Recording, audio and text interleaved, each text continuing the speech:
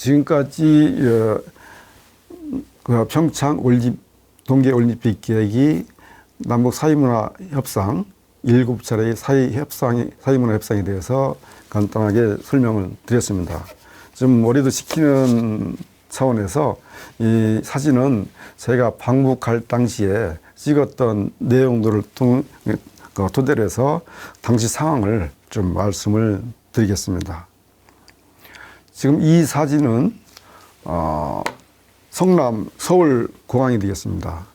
아까 통일농구팀이 101명이 갔다고 말씀드렸죠. 101명이 수송기는 적기 때문에 두 대에 나눠서 탔는데, 이때 왜 지금 이 사진을 보여드리냐면은 지금 군 수송기 2대가 뒤에 있는데, 사실은 그 예술단 파견 때 3월 30일에서 4월 3일 때는 어렵게 민간 항공기를 물색해서 방북을 했습니다. 그런데 이 평창 올림픽 기간 동안 북한에 대한 제재는 뭐 유엔 제재부터 미국 제재, 또 우리 남측이 오이사 조치로 인한 제재, 여러 가지 제재가 지금 가동되어 있고, 올림픽 기간에도 많은 국가에서 우리의 제재 이행을 잘 하는지 여부에 대해서 감시하고 모니터링하는 작업이 이루어졌습니다. 그래서 3월 달에 예술단 방북할 때 민항기 사용도 어렵게 했는데, 그때 기억을 잠깐 말씀드리면은 우리하고 미국하고 시차가 있기 때문에 우리 새벽이 미국은 근무를 하는 그 시점이 일을 하게 되는 시점입니다. 그래서 이제 하루 전에 그 당일 비행기가 출발하는 날 새벽까지 통일부 조명균 장관이 집무실에서 대기해서 북한하고 협의한 내용이 오케이 사인이 떨어지는 걸 보고를 듣고 통일부 장관이 재정 보증 서류가 있습니다. 그런 경우는 위험성이 있을 때는 그에 사인을 해가지고 민간 항공사에 보여줬고, 그걸 보고 민간 항공사는 안심을 하고 비행기를 띄웠던 게 이제 4월 달이었고, 그 7월 달에도 다시 한번 민간 항공기를 사용하고자 노력은 하였지만은 각 항공사별로 손을 절레절레 흔들기 때문에 어쩔 수 없이 어떤 군 수송기를 선택하는 수밖에 없었습니다. 그때 군 수송기는 이런 상황이 있었습니다.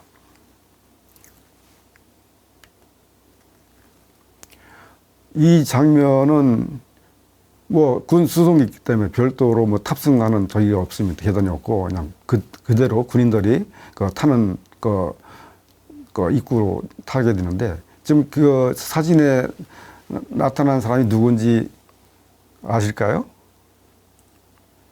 우리 농구에서 아주 유명한 분입니다. 허재 감독입니다. 통일농구 경기대회 남측 감독, 남자 감독으로서 이제 방북을 하게 됩니다.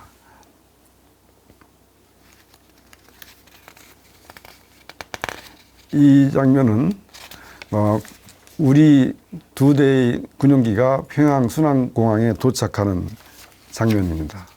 그 뒤에 평양이라는 건물에 평양이라는 글자가 있고, 비행기에 대한민국 공군 수송기라고 이렇게 명시된 비행기가 북한 평양 공항에 착륙해 있는 상황이 되겠습니다.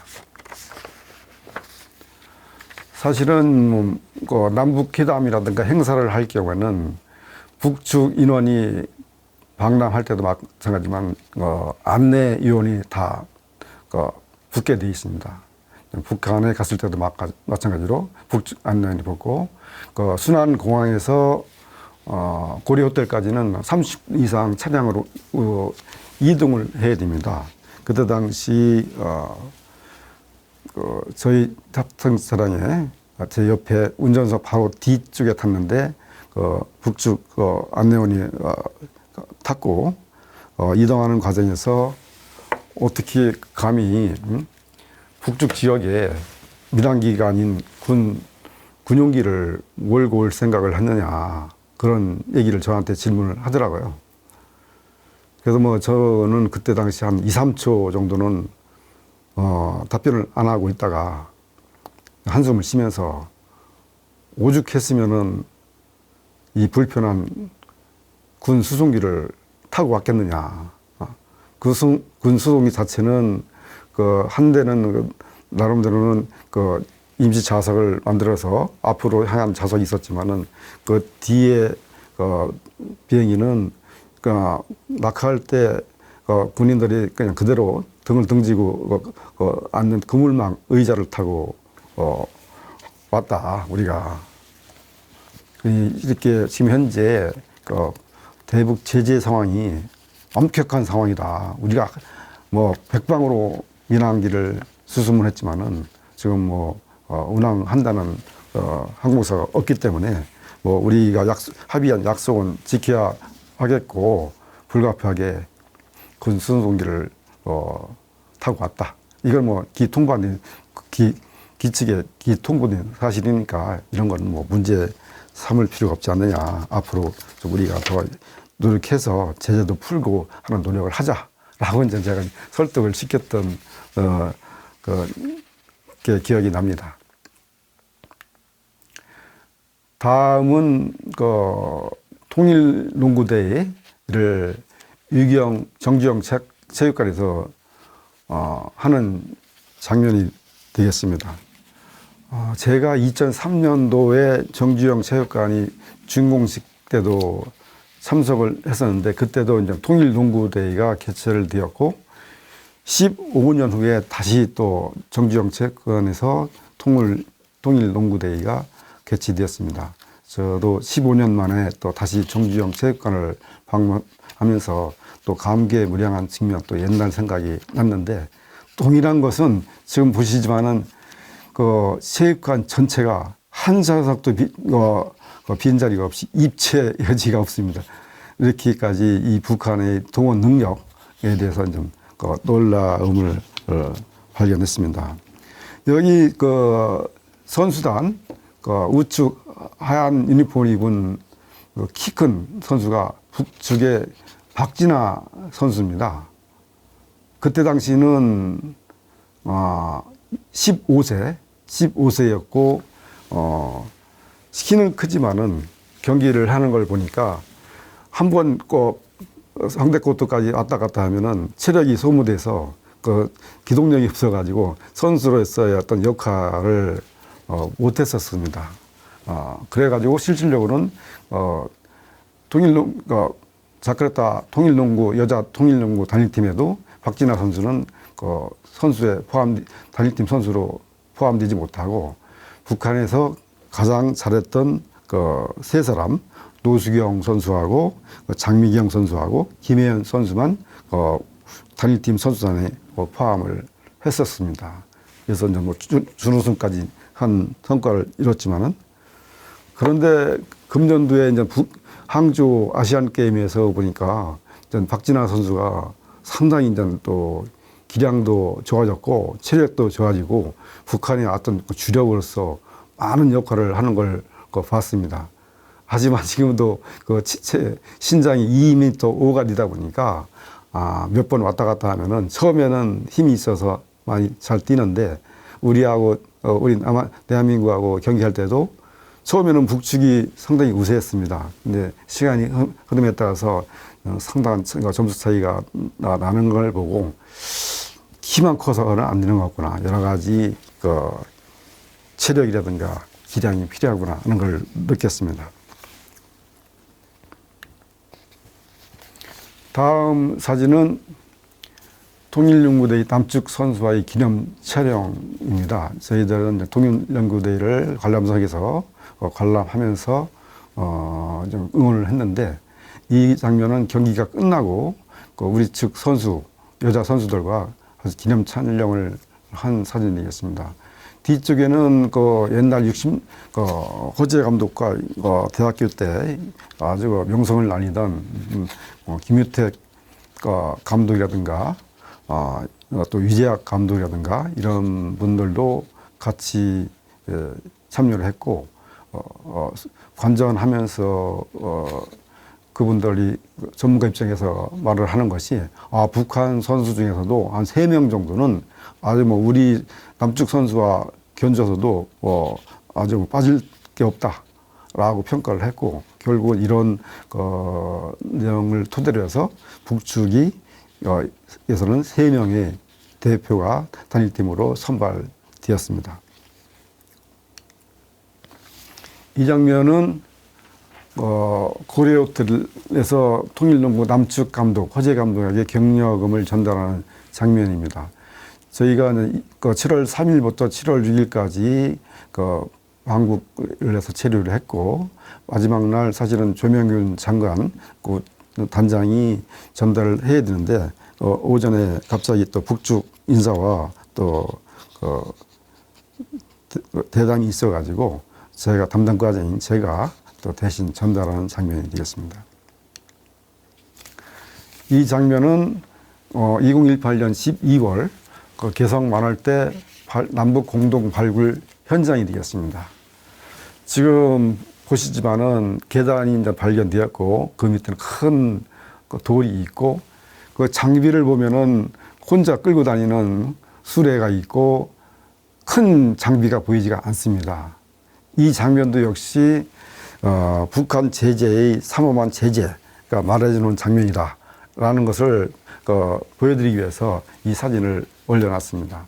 이때 당시에도 사실은 이 발굴을 하려면은 포크레인이라든가 중장비가 들어가야 되는데, 뭐 그런 건 들어갈 수가 없고, 삽이라든가 곡괭이라든가 이런 간단한 운반 수단 이런 것만 허용이 됐기 때문에 실질적으로는 효율적인 발굴이 좀 안 되었던 상황이고, 좀 안타까운 상황이었습니다. 이 장면은 현장을 참관한 후에 실내로 들어와서 개성 만월대 현장에서 남북 실무 협의를 하는 장면입니다. 앞에 테이블에는 문화재 관련된 전문가, 남북 쪽 전문가들이 실무 협의를 하는 장면이고, 뒷좌석에는 정부 행정처를 포함해서 정부 행정 위원들이 회담 장면을 지켜보고 있는 장면이 되겠습니다. 다음은 남북 사회문화 협상의 한계입니다. 앞에서 7차례 남북 사회문화 협상, 또 단일팀 추진 경과 및 한반도기 단일기 사용 사례 등을 살펴봤습니다. 이를 토대로 한계를 짚어보면, 첫 번째로 체육 분야 편중입니다. 남북 간 사회문화회담 62회 중에서 체육회담이 52회 83.9%로 다수를 차지하고 있습니다. 문재인 정부에서도 마찬가지로 사회문화회담 7회 중에 체육 관련 회담이 5회, 예술단 관련 회담이 2회로 체육 분야에 많이 편중되어 있음을 알 수가 있습니다. 다음 두 번째로는 단일팀 선수 구성 문제 미합의입니다. 북측의 남북 동수 구성 원칙도 고려를 해야 되고, 또 남측의 경기력이 뛰어난 우수 선발 원칙도 고려가 당연히 필요합니다. 어느 것 하나 포기할 수 없는 문제이기 때문에 국민적 공감대가 형성될 수 있는 가장 바람직한 대안을 찾아내야 할 것입니다. 참고로 평창 동계올림픽 여자 아이스하키 단일팀 구성 과정에서도 많은 찬반 논란이 있었습니다. 그때 당시 국무총리를 하셨던 분도 좀 이상한 발언을 하셔서 언론에 많은 지탄을 받은 기억도 있고, 단일팀에 대해서 찬성하는 국민들, 또 반대하는 국민들이 있었는데, 선수들이 제일 문제였던 것 같습니다. 사실 남북 단일팀을 구성했지만은 우리 측 여자 아이스하키 선수들도 제대로 소속팀도 없이 자기 취미 내지는 자기 개인적으로 연습을 하고 또 해외에서도 오고 했기 때문에 많은 어떤 의지라든가 관심을 갖고 그 선수 생활을 하는 것만큼은 사실이지만은 뭐 기량 있기에 뛰어나다든가 이런 거는 아니었습니다. 하지만은 이게 오래간만에 자기가 뛸 수 있는 기회이고 만약에 북한 선수가 단일팀에 합류된다면은 상대적으로 자기들이 출전할 수 있는 기회를 박탈당한다. 박탈감 때문에 많은 어떤 그 국민들 여론이 좋지 않았습니다. 일방적인 단일팀을 해서 우리 측 선수들한테 피해를 입히는 것도 문제가 된다. 이런 것도 당연히 고려를 해야 된다. 논란이 많았습니다. 다행히 그때 국제 아이스하키 연맹에서 배려를 했고 선수를 많이 추가해 주었습니다. 선수 구성을 남쪽 23명, 또 북쪽 12명 해서 추가로 구성을 했기 때문에 좀 그런 논란을 좀 잠재울 수가 있었고 운영하는 과정에서도 감독이 외국인 감독이 있었는데 이런 논란을 충분히 알고 있기 때문에 합리적으로 출전을 시키겠다는 방향을 가지고 나름대로는 잘 현명하게 운영을 했던 것 같습니다. 세 번째로 단일기 즉 한반도기 독도 표기 문제입니다. 남북은 91년에 열린 국제 경기 대회 단일팀이 체육기록 관련 체육회담에서 말씀드린 대로 흰색 바탕에 한반도와 제주도를 그려놓고 독도, 마란도, 와한도 등 기타 섬들은 생략하는 것으로 합의를 했습니다.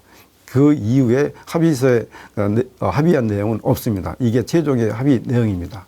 하지만 남북은 제15회 카타르 도하 아시안 게임 때부터 남북 체육기관 협의를 통해서 독도가 표기된 한반도를 사용하기도 했습니다.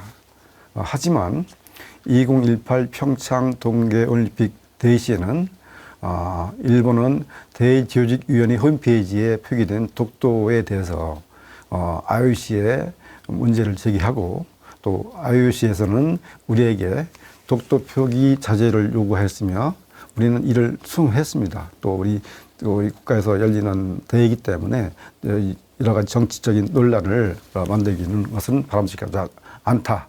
이런 의미에서 수용을 했고 또한 IOC 요구로 평창 동계올림픽 대회 및 2018 자카르타 팔렘방 아시아 경기대회에서도 개의식 공동 입장을 하고 단일팀 복장에도 독도 없는 한반도 표기를 사용했습니다.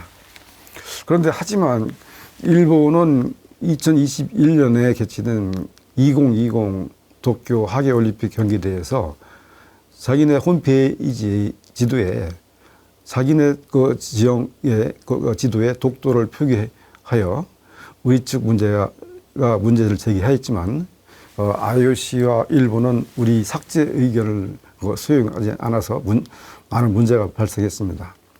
이렇듯이 IOC 형평성에 어긋나는 부당한 서사에 대해 강력하게 이의를 제기하고 향후 남북한도 한반도 에 독도를 표기해서 국제대회 공동 질주시 사용하는 것을 검토할 필요가 있다고 좀 굳게 믿습니다.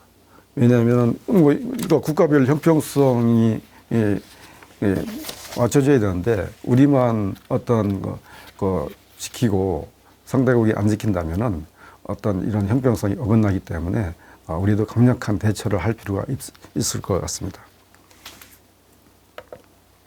사회문화협상은 다음과 같은 특징이 있음을 알 수가 있습니다. 첫째는 정치 경제 분야보다는 회담 개최 수가 많지 않다는 점입니다. 왜냐하면은 실무적인 사항이 많고 이 실무적인 사항은 문서 협의 방식으로 하다 보니까 회담 개최 횟수하고는 들어가지 않는 협의가 많이 있기 때문입니다. 둘째는 대부분이 체육 회담이며 다른 분야는 한정되어 있다는 점입니다. 셋째는 정치 경제 분야는 회담을 당국이 주도해서 개최하는 당국 간 회담이 많은 반면에 사회문화 회담은 정부 지원하에 민간 차원에서 진행되는 회담이 많았다는 점입니다. 넷째로는 실무적으로 제기되는 문제는 연락관 채널을 통해서 문서 교환 방식으로 진행되는 부분이 많았다는 점입니다. 다섯째는 다른 분야에 비해서 상대적으로 남북관계의 영향을 덜 받았겠지만 그래도 남북관계로부터 자유롭지 못했다는 점을 특징으로 들 수 있을 것 같습니다.